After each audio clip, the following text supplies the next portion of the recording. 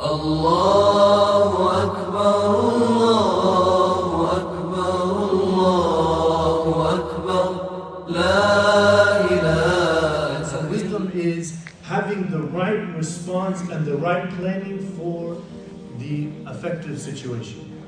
To do things in the best order, inspired by and guided by the best way of doing things. This is wisdom.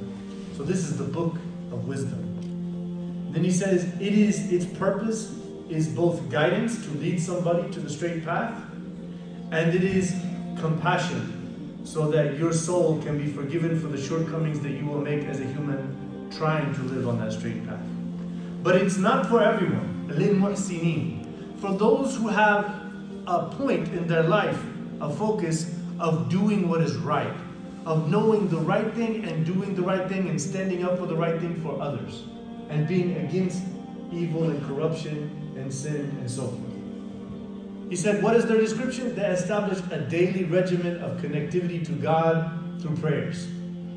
And they give out of their wealth to those struggling people who are poor and needy and oppressed and so forth. And they are certain of the eventual death and what will come after that. These are those who are on the guidance, and these are those who will succeed. The idea of success in the Quran is time and time again related to after death.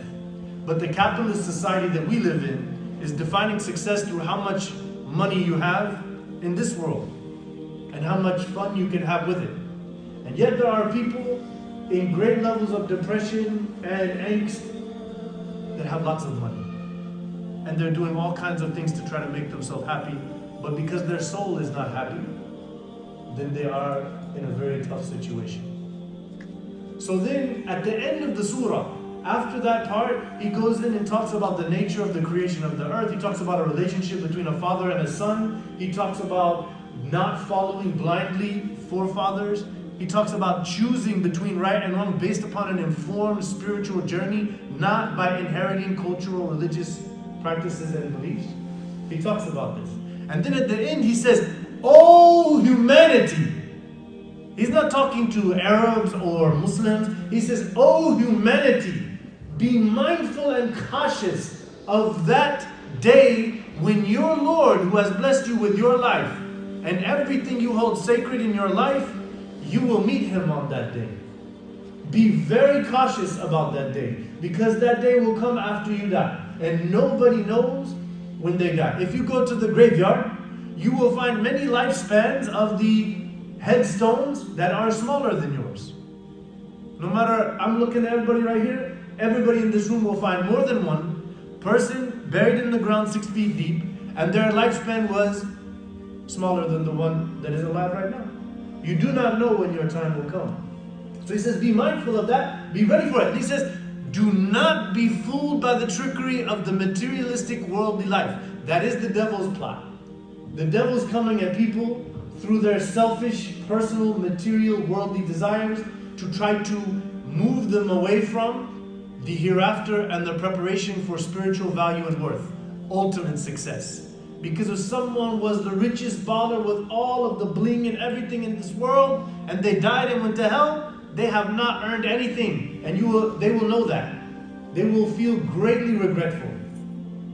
But the one who led a simple life, but yet was devoted to their soul and to the well-being of mankind and those around them, that person will have an eternity of whatever their hearts wish.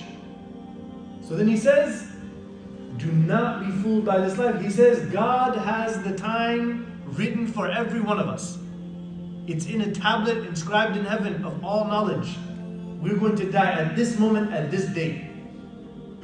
And he is the one that sends down the rain to bring up the earth. And he is the one that knows what's in the wombs of the mother and allows that to be there. And no one knows where they will earn their next dollar. And no one knows in which place they will die. Indeed, he is all-knowing and fully aware of everything. So ask Allah to protect us from ourselves and from the evil of this world, and to facilitate for us that path back to Him in which we will embrace Him in the eternity of bliss with full compassion, peace, love, and happiness, and to be freed from the world of conflict and trouble and problems, and in a place where there is all happiness and comfort and ease.